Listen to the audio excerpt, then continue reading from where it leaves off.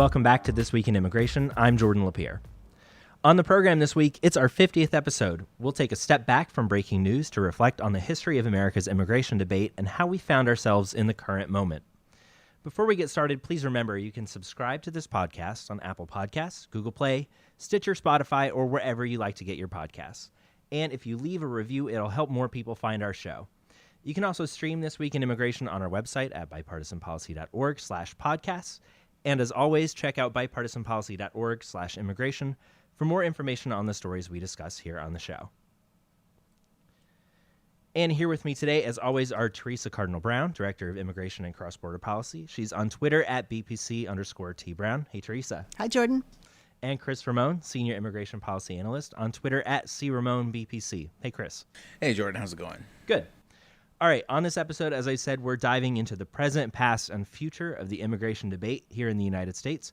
Let's start in the present, which is, of course, dominated by President Trump and his vision for the country's immigration system. Immigration has come to the forefront of the national political conversation in a way it rarely does, and it's sparked passion on both sides of the aisle. So, Theresa and Cris, let's start here. What exactly are the fault lines in today's immigration debate, and how much of the disagreement is over policy versus surface-level politics? I think that's a great question and a great place to start because the fault lines around immigration have changed over time. Immigration, as recently as 15 years ago, wasn't strictly divided on partisan lines. You didn't have a ability to say that the Republican Party tends to be on one side and the Democratic Party tends to be on the other. There were factions in both parties that were pro-immigration or pro-enforcement or immigration skeptical or whatever you want to call it.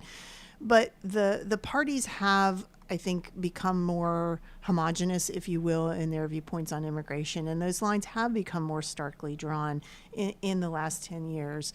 And so now you do have much more of a sense that Republicans have, especially under President Trump, have unified around an immigration agenda that emphasizes enforcement, strict immigration enforcement and policy, a move against and to prevent undocumented immigrants and to remove undocumented immigrants. And as President Trump has said, a shift toward an immigration system that is, he calls merit-based, but in his mind is putting America's needs first, which means prioritizing economic-based immigrants or those immigrants who can help the U.S. economy overall. On the Democratic side, you've had a coalescing around positions that are pro-immigrant. Immigrants' rights are talked about in the way civil rights have been. That immigrants in the United States should have rights, that most immigrants in the United States, particularly those who came as children, should be provided a way to get a legal status, that has opposed strict enforcement policies, and has looked to preserve the existing immigration structure that primarily is based on family unification. Those are generalized policies, and you can find members in both parties.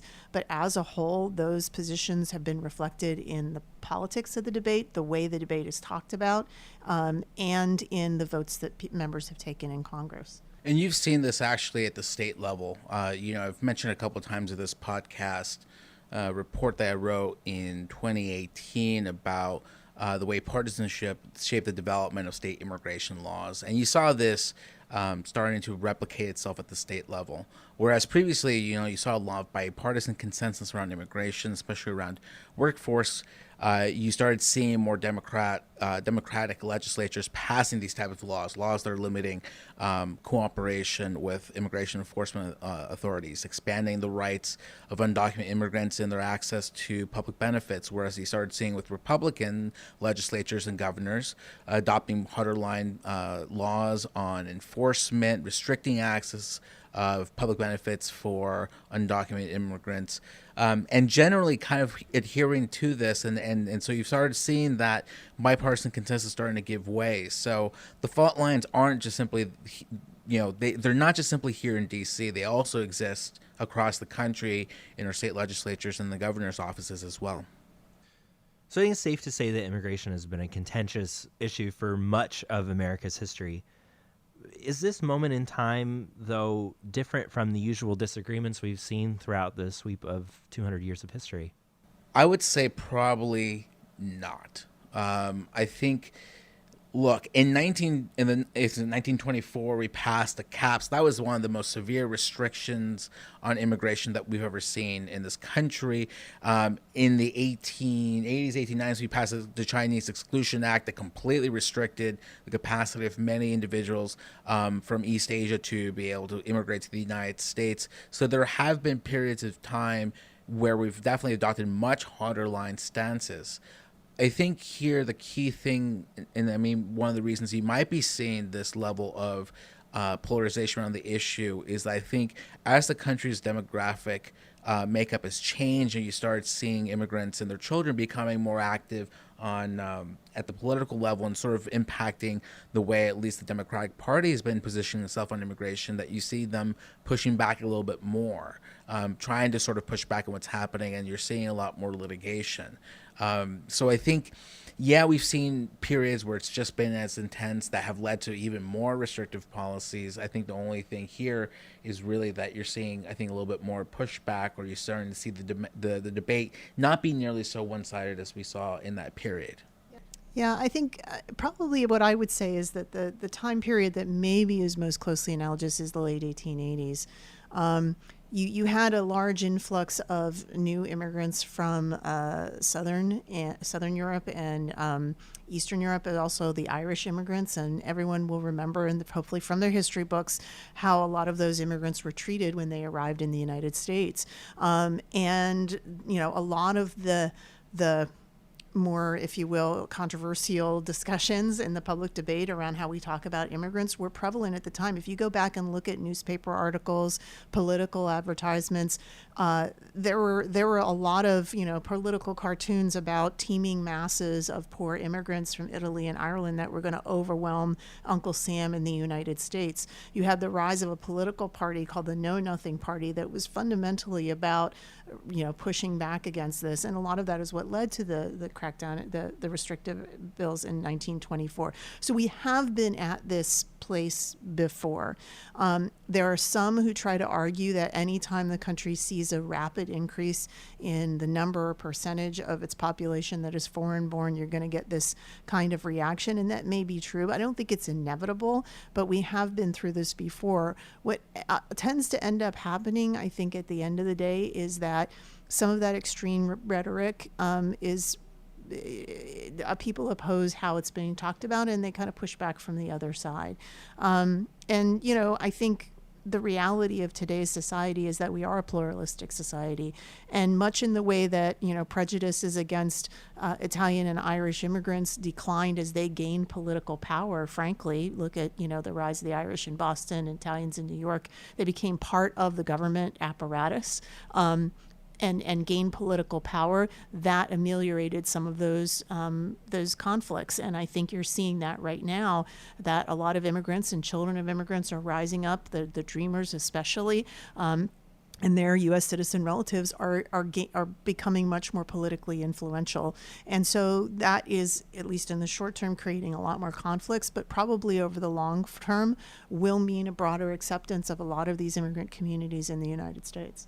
Yeah, I think that on that point, maybe the last period of where you didn't see the active involvement of immigrants and their children and their allies, I think, was the 1990s, when you saw Prop 187, which, literally banned access to all non-public benefits to undocumented immigrants in California, and then that eventually led to the passage of some pretty restrictive immigration policies in 1996 by Congress.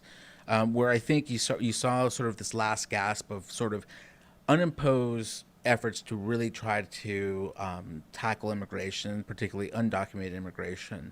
And the tenor of those times were very similar to the ones that we have now. So that's, I think, a closer analog in some ways to the way it's being discussed, and even the media environment as well. That you saw, the rise of far-right radio and television sort of amplifying this message. But I think, like I said, that was really kind of the last gasp, because if you saw what happened in California after Prop 187 happened, is that the state started changing its political orientation, I think because of the civic engagement of immigrants and their children, especially U.S. citizen children.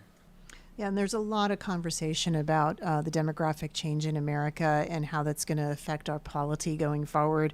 BPC has, in collaboration with Brookings and the Center for American Progress, done studies each of the last 2 years looking at the changing demographics and how that's going to affect our politics.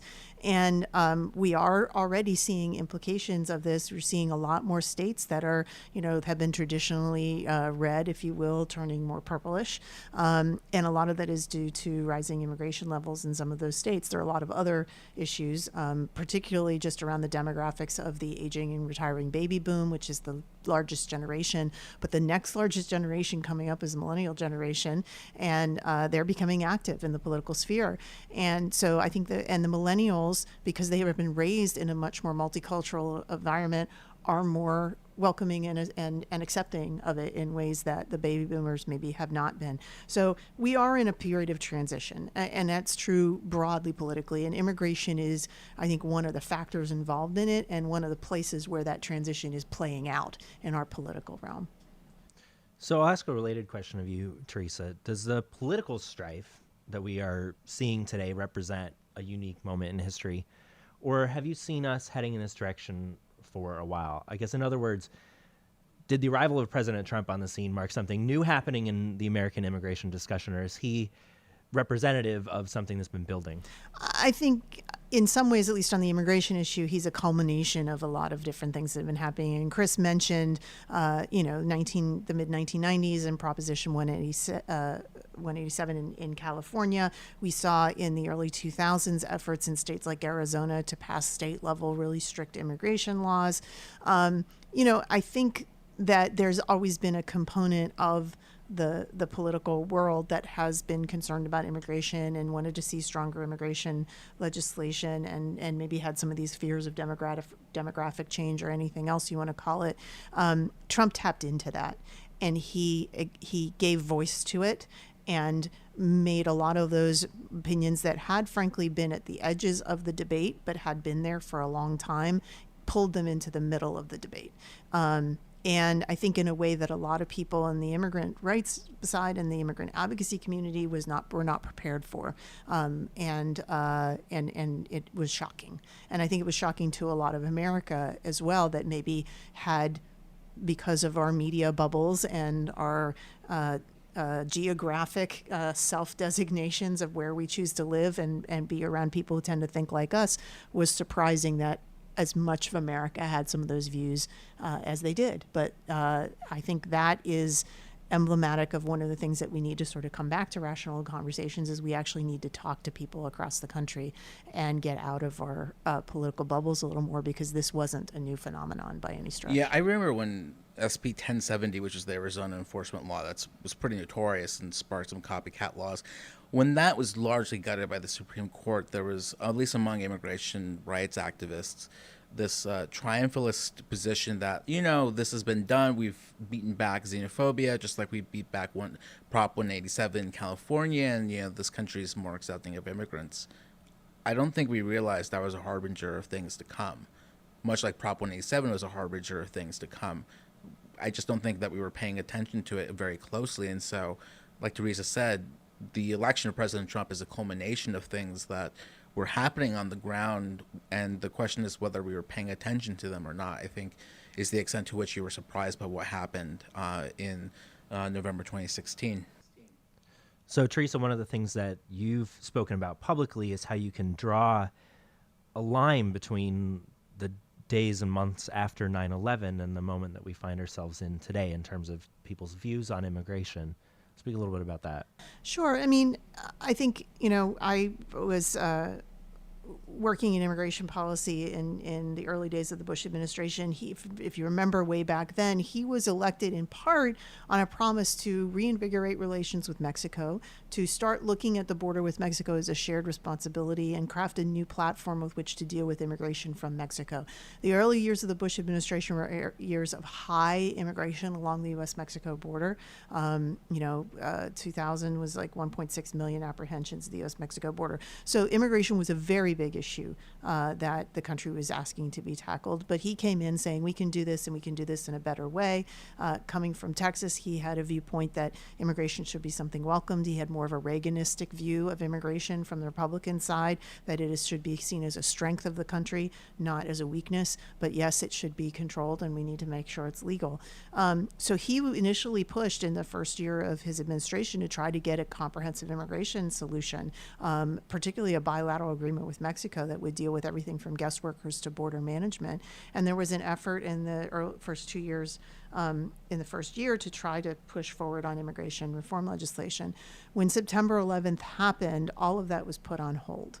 All of the efforts at looking at immigration objectively were sidelined in a microscopic examination of our immigration system to understand how it could be used by foreign nationals to attack the United States.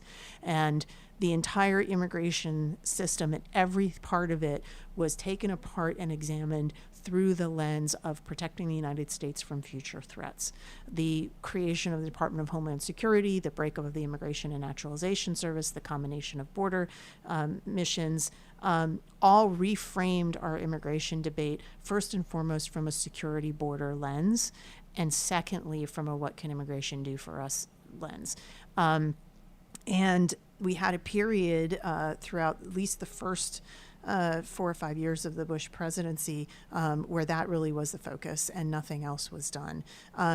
In 2007 and 8, in his second term, there was another attempt at trying to get comprehensive immigration reform legislation passed.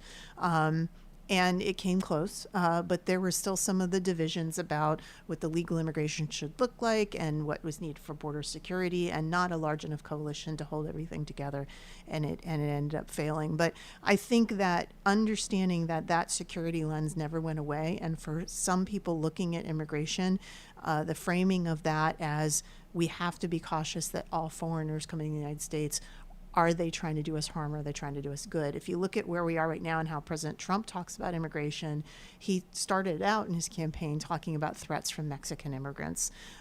He has consistently framed immigrants as a potential source of threats. His first actions were the Muslim travel ban. He has talked about the asylum seekers coming from the South as an invasion. So that framing that started, I think, very significantly in 9/11 has now been, in many ways, like everything else with Trump, supercharged in the national dialogue. And that framing has impacted how a lot of Americans view and think of the issues of immigration. And until we can kind of think about immigration in a broader frame than just about security, borders, protection, and getting back to the concept of, what is our immigration system for? How can it benefit us? And thinking about it in those ways rather than the ways it can be a threat. I think we do need to have that conversation to get back to a way of solving some of these issues. I think the one thing to add on that is, though, that President Trump, with the introduction of this public charge rule, which we've talked about in this podcast quite a bit, I think it was in the last episode, though kind of resuscitated some of the mid-90s concerns about immigrants, sort of a weight on the country, especially around the area of public benefits. So he's leading with the security frame and then backing it up with sort of a way of immigrants being taking away jobs or being away in public benefits. And as a result, we need to think about how we can change our legal immigration system to get the immigrants that we want. So by resuscitating sort of that frame that we had thought, well, it was incorporated into the 1996 immigration law. It's something that we never really revisited. The fact that he's bringing this back shows that he's kind of doing a 1-2 punch, one of it being securitization of immigration. The second, though, I think, is really looking at what kind of immigrants do we want and if we want them at all. The flip side of that, though, is I think in response to that, Democrats and a lot of the immigrant advocacy movement has moved toward a frame about the immigrants themselves. And this is about, racism and xenophobia and anti-immigrant sentiment, and you are just opposed to immigrants as people and othering and those kind of arguments, which, underlying all of this, there has always been, I think, in the United States, this fear of who is an American and who should be an American, and how do we define that. But that having been said, that frame isn't necessarily more conducive to having a productive conversation either, because it does leave out something that's very important, and that is, how do we talk about the benefits both to Americans and to immigrants of whatever we do with our immigration system, instead of talking about it as either or. It's either the immigrants are the ones that matter in debating the immigration system, or Americans first and are the ones that matter. How about we talk about ways that they're both important, and what can we do so that our immigration system benefits both Americans and immigrants, and what does that look like? And I think that's the framing that's missing. All right, a good place to leave it there. After a quick break, how we got here.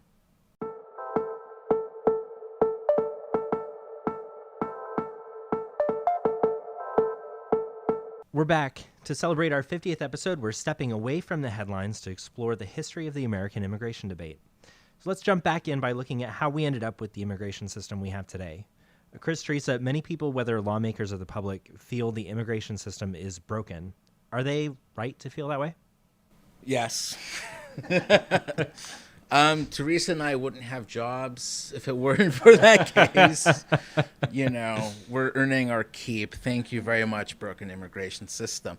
Theresa, I gather you feel the same way. I chuckle. It's ironic, but probably true. But I think the question is, everybody looks at it as broken, but they all think it's broken in different ways. And that's part of the other reason we have trouble figuring out how to prioritize what to fix. Yeah. So that's a good lead into the next question then. And Cris, I'll start with you. So can we try to pinpoint what's broken or why it's broken, and what aspects of the system are failing to do what's needed to manage immigration?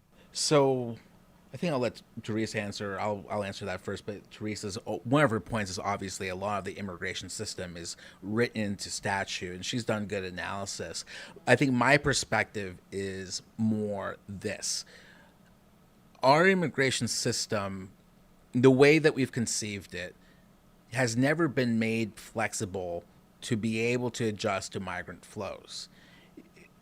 I'm not sure whether it's just simply the way that American political thinking operates, but we really do operate on short-term thinking, saying we're going to change our immigration system to deal with the immediate problem. But we really never think about what future problems may arise. We don't think about that. We don't think about that in terms of planning, in terms of, for instance, if we have an extraordinary migration event like we're having right now at the U.S.-Mexico border, do we have ways to be able to receive and process large numbers of people who are seeking asylum, and irrespective of the validity of their claims, you have a way of actually processing and determining that, and being able to follow the rules of the immigration system. So I think the broad-based way of why I think the system is broken is that we really have never built a system that's been future-proof. We've never built a system that's flexible and nimble. And once again, I think Theresa also has talked about this as well, like the systems like Canada do allow you to sort of change things on the fly in a lot of really important ways. So I think that's where they do it better.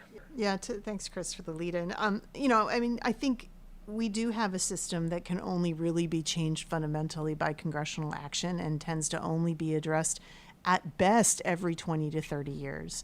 And the country changes a lot in that time. The politics of the country changes a lot in that time. The economics of the country changes a lot in that time. And the rest of the world changes as well. And who wants to come to the United States and who has reasons to flee to the United States all change a lot in a couple of decades' time. And yet we can't do anything absent congressional action to change our immigration system. And I think that is a fundamental issue.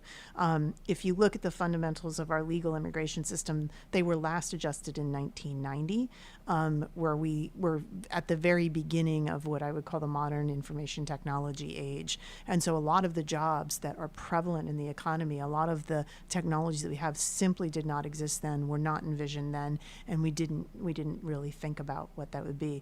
Probably the best example of how our immigration system tends to look backward and not forward, or thinks it knows what it's looking forward to and is wrong, is what happened after the 1965 Immigration Act. So in 1965, the biggest fundamental of this bill, which was during the height of the civil rights movement, it was in the same year as the Voting Rights Act and other things and the Civil Rights Act, was to repeal country-specific immigration quotas that disadvantage certain parts of the world that had existed in our immigration law in one form or another since that really restrictive 1924 act. The idea was basically to say we're going to set aside immigration numbers and make it easily accessible to every country in the world, so everyone will have the same access to come to the United States. However, the system, although it included immigration preferences for people coming to have jobs, was predominantly family reunification. 60% of the visas were set aside for people coming to join family in the United States. One of the stated reasons for doing that, and if you look back at the debates on the congressional floor at the time, particularly from Southern Democrats who were concerned about demographic change, was that, well, if people already here only sponsor their family members, then America will continue to look like it looks today. Except it didn't. And it didn't at all. Because our primary migration flows shifted drastically from Europe to Latin America and now to Asia. Why? Because we may have thought that people from those countries would continue to want to come and bring their family members to the United States. The reality is that those countries became places they didn't want to leave. And so that wasn't where the new flows were coming from. And so they were coming from places that did see more benefit and opportunity in coming to the United States. And so it failed spectacularly at what they hoped it would do, which is keep America the same. It changed America significantly. And we already talked about how that changing demographic impacts our immigration debate and our politics. But that is an example of thinking that our immigration system will not have unintended consequences is a bad way to think. It always will. And every immigration law that's ever been passed has been the process of compromise in Congress, so it's never going to be perfect. So again, this idea that immigration is somehow something we can set and forget in our immigration policy is just absolutely naive. We have to be able to revisit this on a much more regular basis. We have to think about it more broadly. The other thing I would say is that it's been a very long time since, as a country, we have looked at our immigration system and said, what do we want it to be? It's been probably at least 30 years, if not longer, since we have sort of taken it out and saying, if we were to start over, what would it look like? And I think we're at that moment in history where we probably should think about that. Stop tweaking what we have and start thinking new.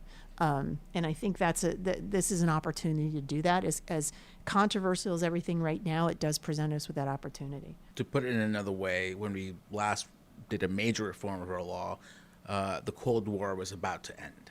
And so much of what we did for a long time really revolved around a worldview informed by the Cold War. And now we're dealing with a whole entirely new context and just a whole different way that the world is organizing itself and the way that people move, the way people communicate. And it's important, I think, that we are thinking about what does an immigration system look like for the 21st century. You hear that a lot among advocates, but in all seriousness, it is, what does a modern system look like? What does that mean? And I think that's a real tough but important conversation that we need to have. The only other thing I would add is that, we're trying to control migrant flows. And among our listeners who have small children, and, Jordan, you're one of them, and Theresa as well, if you can't control your toddlers, what makes you think you can control mass movements of people, right? That's all I have to say.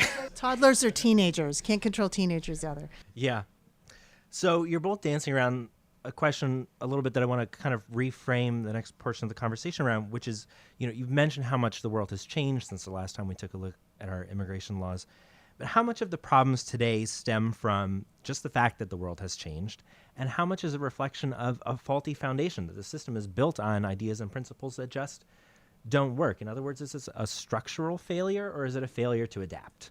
That's a really good question, because you're asking what's the basis of our immigration system, what was created for and to do. And that's a really important question that we don't answer and we don't ask enough, I think. If you go back to our earliest naturalization laws, it was about standardizing what happened amongst the newly established United States, because all of the colonies had their own ways of letting people into the United States, and states could grant citizenship. And so the idea was we need a unified naturalization law. So it was meant to, again, fix a problem. Our first restrictive immigration laws were about protecting the domestic labor market, or so they said. And that was sort of the Chinese Exclusion Act. It had to do with a lot of the Chinese laborers that had come in to help, frankly, build the West and the infrastructure in the West that now were seen as a threat to American jobs. And I think, over time, the labor protection part of the immigration laws has always been there. We talked a lot about public charge recently. That's something that goes way back to the near beginning of the Republic as well. The idea that we want people who are willing to come and work hard and build themselves and build the country, not rely on, assistance, but how we implement that's always been sort of part and parcel of our immigration system. So a lot of it has been about, for traditionally, who we wanted to keep out, not necessarily thinking about who we wanted to let in, because again, for most of our history, our immigration laws were about exclusion, not inclusion. So it was, unless you're excluded by one of these things, and we kept growing that list, you could come in. We didn't have categories of migration. We didn't have preference systems. We didn't have visa limits or caps. It was simply, unless you're excluded, you're included. Then we flipped it. And we flipped it by saying, let's think about who we want to include. And that started in 1942. 1952 with the McCarran-Walter Act, that said, well, we want to set these kind of preferences for who we want to include, and we're going to set limits because we can't accept everybody from around the world. And, that conversation really didn't get finished.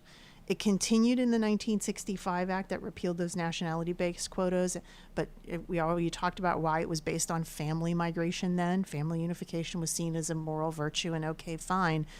Now we're talking about immigration more as an economic driver, and is our system set up to be an economic driver? So the foundation of why we have immigration laws and rules has kind of changed over time. And again, as I said, I think it's time to revisit that question. What is it we think our immigration system should be and do for us today? Do we still think it should be primarily about family unification? Is that a primary driver of what we believe the United States should stand for in our immigration system? Should we look toward more of an economic basis? Is there a way to merge the two? We haven't talked yet about refugees and asylees. What is our role in protecting? A lot of that has sort of evolved and changed since our last big immigration system change in 1965 and its tweaks in 1990, but we haven't revisited that basic question of what we think our immigration system should do. I think one of the other issues is that we keep doing minor tweaks to the immigration system to accommodate different populations coming in. And instead of just simply reforming the whole system whole cloth, what we've done essentially since at least the mid-'80s, if not mid-'70s, is just tiny little tweaks and then just kind of allowing for different situations, different conditions that allow people to come in, particularly if they want to get a green card for a whole host of different reasons. And sort of it's like this crud that accumulates over time. And as a result, the system just kind of gets burdened and it doesn't have, like I said, a nimbleness or a way to be able to adapt really rapidly. So I think that that's the thing where basically you're only adding more complexity and more dynamics to the system without streamlining it. And unless there is a great reset of the system, like the way that, for instance, we've talked about Canada on this podcast, that they completely just redid the whole system in one fell swoop, that's, I think, the only way you can really get around the structural crud. Yeah, I think we're far beyond trying to tweak around the edges of a law that is big and complex that nobody except really detailed immigration policy wonks and lawyers understand, and we can't explain it to the public easily. It's time to definitely clean that up. All right, we'll leave it there. Up next, what happens now?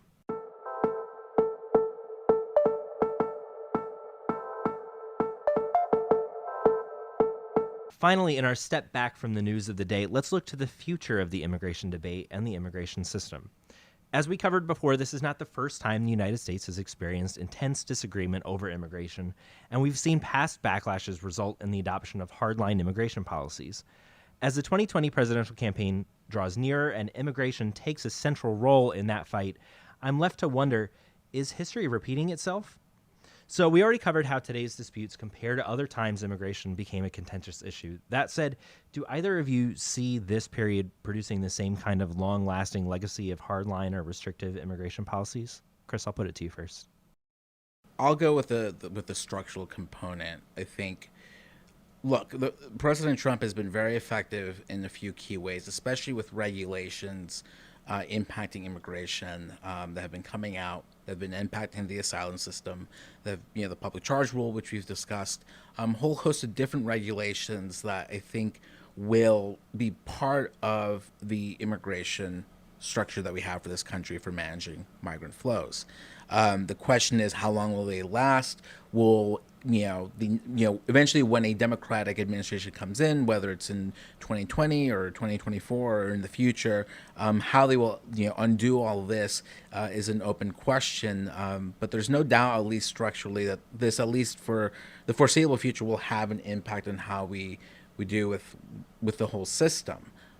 But I think the question, that the question that you're asking raises is more, how does that impact the politics and the discussion around immigration in this country? And I think, and there's a couple of things. One, I would say that Trump has enacted in some ways the harshest possible way of enforcing immigration law. A lot of the authorities that he's exercising have existed in immigration law in one form or another for decades. They're not new. He didn't gain new authorities. He's just exercising them in ways that previous administrations hadn't, in part because previous administrations had more fear of the potential political blowback, that it may be seen as harsh, that it may have unintended consequences.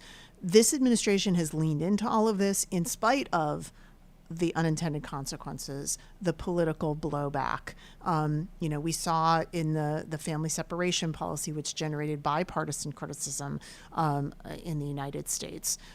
We have seen it in some of the efforts at interior enforcement, even in hardline Trump areas where some of the people being deported are longtime community members. It's caused questions and frustration. So I think that what we're seeing is, if you will, a test of absolute enforcement, right? Absolutely abiding by the letter of the law. And what we're seeing is a public that, for the most part, is saying, well, yeah, we want enforcement, but maybe not like that. Maybe that's too harsh. Maybe that's too far. Obviously, you have a complete, opposite reaction by a lot who are saying that now no enforcement is good because it can be abused in this way. And so we're having that interesting conversation. So I don't think that we're going to see the end of immigration enforcement. I don't think that's going to happen. What we're going to see is a conversation about how do we enforce our laws in a way that we can accept and that has acceptable outcomes that we're okay with. So I think that's, again, a place where, trying to or not, Trump has actually generated a needed debate in the country and a useful debate in the country. I think politically in the short term, what we're seeing is an aligning of the parties to run for or against these principles. And there's so much more to immigration policy that needs to be discussed. Just running along enforcement as pro-Trump enforcement or pro-no enforcement is not a great way to frame the debate. And I think we have to kind of come back to that idea of, okay, if it's not one, it's not the other. What's the middle ground here? What's something that we can agree on as a people is a way to humanely and fairly enforce our immigration laws, but say we have some rules and we want people to abide by them. Yeah, I think the one thing to end on that is, speaking about the political question, is that we've had two sides that have been very, very loud. But I think, there is a part of the country that doesn't see either side as being right, but they just simply want the system to be fixed. And we've done polling on this, and we've talked about that a lot in this podcast. And the question is really how, in the future, lawmakers and members of civic society can sort of have those, that part of the electorate speak and be able to sort of get a sense of where they want the immigration system to go. Because right now we're in the room and both sides are yelling at each other, and I think there is a sizable majority of folks who are kind of like, I don't think I agree with either side of you. And so it's a question of, how do we engage them in a post-Trump environment? That's the question, I think, of his legacy and politics that I think needs to be explored. So you've both talked and written about the limitations of making immigration policy by executive action, which has been a hallmark of this administration's approach. So given that, if Democrats retake the White House in 2020, will the Trump administration's efforts on immigration simply wash away, or do you see them having more staying power? I think, at least in the short term, if Democrats retake the White House in 2020, we've already had most of the Democratic candidates talk about in the first 100 days, I'm going to undo this, I'm going to undo that, I'm going to, strike out that executive order and undo this executive action. So we're going to see the same thing. What I haven't heard from Democratic candidates, nor frankly from Trump, is how they intend to work with Congress across the aisle to try to change the system fundamentally and address that. If it is all about being reactionary to the previous person, what are their positive policies? What do they want to see going forward? Okay, they do all that in 100 days, and we reset our immigration system maybe back to where it was after when Obama left. What then? Are you done?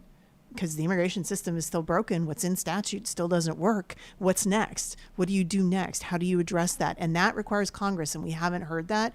So I'm concerned a little bit that we're in a period of time, or at least temporarily, we're just going to see swings back and forth. But if that's all we do, we're not going to move forward. I am, at least in spots, seeing and hearing momentum and movement from people who are saying that's not enough, that we need to get back to legislation. We need to try to change the system more fundamentally. It's right now small, but kind of, I think, increasing a little bit in volume, this sense of we need a center and we need that center to work. Yeah, I think one of the other things that we've talked a lot about this podcast, about the endless list of litigation against the Trump administration's policies. The question is, how is this going to be resolved, and what impact will that have on the immigration system? Because we've said repeatedly that if this goes to the Supreme Court, that's setting precedent on law and how immigration is managed or enforced in the country. And so the question is, if it goes to the Supreme Court, it's already said and done. And so I think one of the key issues moving forward for what if the Democrats retake 2020 is has the train already left the station and it's barreling down to the Supreme Court? I'm not sure how they would be able to try to stop that. Maybe they, if they're defending at the Supreme Court, they can try to have a weakened argument if it's still being decided. But basically, at this point, it's an open question of when all these legal cases are going to be resolved and whether or not they're going to go to the Supreme Court. And how do you... I mean, like we said, once that precedent is set, like it did with the travel ban decision, a couple of years ago, you can't undo that. And I think that's going to be one of those legacies of the Trump administration, all this litigation that, at a certain extent, you can't change. Well, and that probably will set a lot of the parameters for executive action on immigration going forward. How broad are the president's powers? The courts will have said something about that, and that may force everyone to go back to Congress. So let's close here. How do we get to a better place? How do we get out of this frustrating moment and feel like we're making some positive progress? Do you see any signs of reason for optimism that our leaders can actually improve immigration policy and step up the public discourse on immigration? Well, going back a little bit to Chris's analogy to toddlers, one of the first things you do when your kids are fighting is you say, step down. Or step back, tone it down, lower the voices. Yes, let's everybody take a deep breath. And I feel like we have been at such a heightened level of, emotion and diatribe and political discourse on this and many issues in the United States that all of us could use a breath. To take a breath and back off and just lower the temperature a little bit. Not saying change your viewpoints just yet, but just lower the temperature, because it's really, really hard to have a viable discourse about where you can come to agreement if everybody is yelling at the top of their lungs. And I think that's, again, where you hear like there's a silent, the folks from Warren Common call it the exhausted majority in the country that wants just everybody just calm down. Can we just have a conversation about this? And I think that's really where we have to get. And I think that maybe,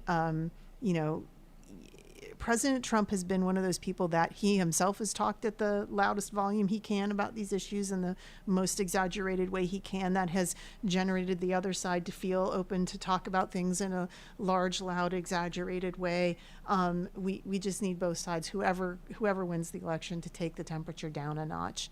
And I think that in and of itself can help create space for more conversations and dialogue about how we move forward. So I think that's sort of step one, is that maybe if we get to a place where we can breathe again and have good conversations, I think whoever is elected president needs to get back to trying to figure out how to unite the country rather than pitting ourselves against each other. That we need to talk about the United States of America, and that includes everybody in it. I go back to what we were saying about the fundamentals of the immigration system. How does it work for everyone? And we need to think about that as a holistic endeavor. And I think, on the policy, there are a lot of different surveys, not just our own, that show that if you kind of ask Americans where they think our immigration system should be, there's an awful lot of agreement. And it's not, the extremes that one side or the other might want, but there's kind of a common sense basis of what our system should look like, that if policymakers are willing to sort of take advantage of that and say, hey, okay, here's a system that can fix the problems you want to get fixed and move us forward, I think a lot of American public would be on board with that. You're never going to make the people on the edges happy.